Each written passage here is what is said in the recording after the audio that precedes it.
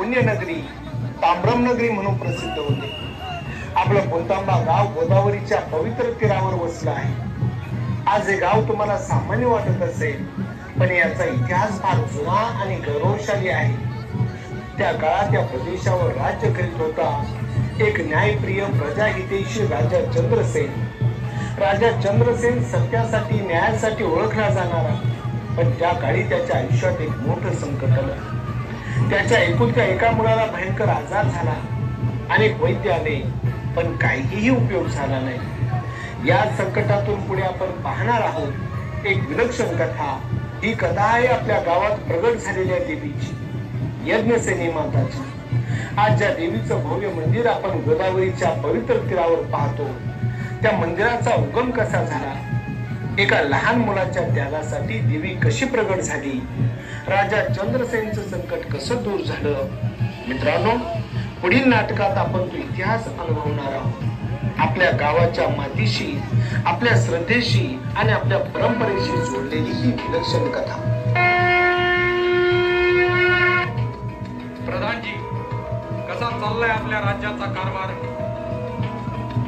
महाराज, आपल्या पुण्यस्तंभ नगरीत शांतता असून प्रजा आनंदी आहे आणि शेतात पीक भरघोस आहे. क्षमस्व महाराज, आपण आज फार चिंताग्रस्त दिसत आहात. काही नाही प्रधानजी, एकंदरीत राज्याची परिस्थिती पाहता मन प्रसन्न आहे, पण देवाने आमच्या नशिबातच का दुःख लिहिले आहे? माफी असावी महाराज, पण असं काय झालं आहे? धर्म जपणारा राजा असूनही मी इतका असहाय्य. एक बाप म्हणून माझं हृदय तुटतंय. राजकुमार गेल्या कित्येक दिवसापासून आजारी आहे. त्याची परिस्थिती दिवसेंदिवस खालावत आहे. काळजी नसावी महाराज, सर्व प्रजेचा आशीर्वाद आपल्या सोबत आहे.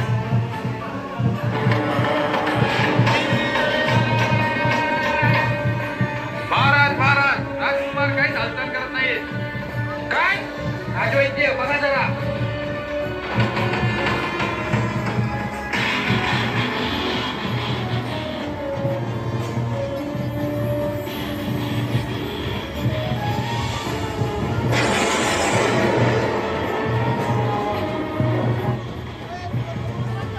महाराज, राजपुत्रास जलोदर नावाचा पोटाचा गंभीर विकार झाला आहे. आम्ही सर्व उपाय केले, पण आजार काही जात नाही.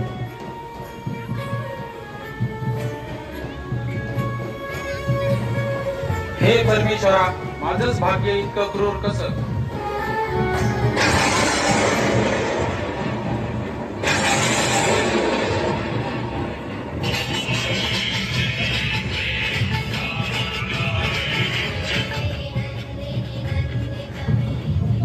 चंद्रसेन, तुझ्या पुत्राला वाचवायचे असेल तर गोदावरी तीरावर यज्ञ करावा लागेल. या यज्ञात 12 वर्षाखालील मुलांची आहुती दिली पाहिजे.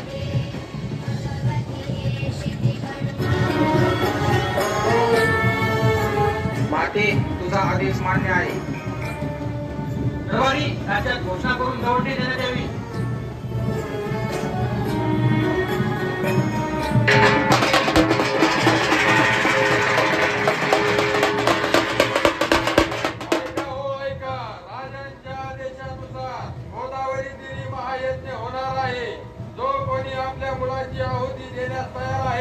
त्याच्या परिवाराला त्याच्या वारसा इतके सुवर्ण मुद्रा मिळणार आहे. हो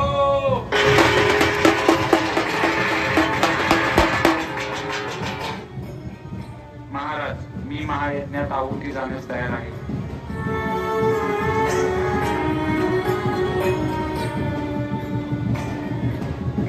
ऋषीवर, गोदावरी तीरी महायज्ञाची तयारी करण्यात यावी.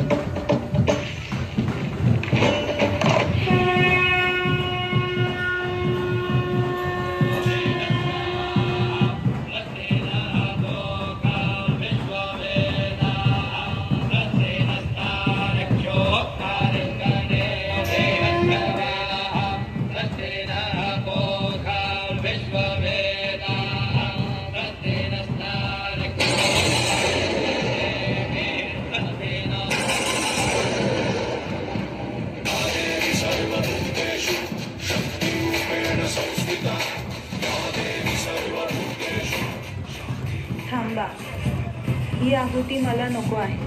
मृद्गुल, तुझा त्याग पाहून मी प्रसन्न झाले आहे. आजपासून माझे दर्शन घेतल्यानंतर मृद्गुल तुझेही दर्शन घ्यावे लागेल. तेव्हाच माझे दर्शन पूर्ण ठरेल. मी या यज्ञातून प्रकट झाले म्हणून माझे नाव यज्ञसेनी असेल. हे गाव माझं निवासस्थान होईल. हे चंद्रसेन, या बालकाचा जीव मी वाचवते आणि तुझा पुत्रही बरा होईल. तथास्तु. शिवे सर्वार्थ साधिके शरण्ये त्र्यंबके गौरी नारायणी नमोस्तुते. त्या दिवसानंतर गोदावरी तीरावर देवीचं भव्य मंदिर उभारलं गेलं. आजही नवरात्र उत्सवात लोक यज्ञसेनी देवीची मनोभावे पूजा करतात. मुद्रल पुढे देवीची सेवा करत राहिला. त्याने मुद्रल पुराण ग्रंथ लिहिला. आजही त्याची समाधी त्या मंदिराजवळ आहे. हा ऍक्ट आपल्या सर्वांना नक्कीच आवडला असेल अशी अपेक्षा करतो. धन्यवाद.